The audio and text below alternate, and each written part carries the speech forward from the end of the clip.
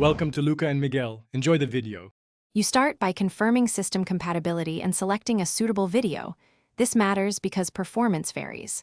Once done, pick an app, wallpaper engine on Windows, live desktop on Mac, or a compositor setup on Linux that supports looped video.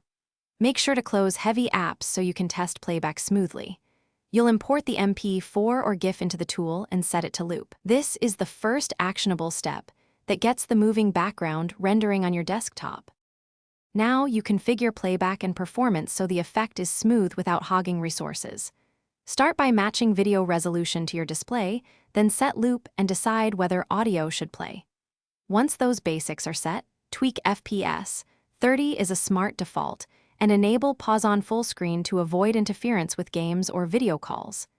Make sure to test for dropped frames if stuttering occurs. Lower resolution or disable advanced effects in the wallpaper app to stabilize playback.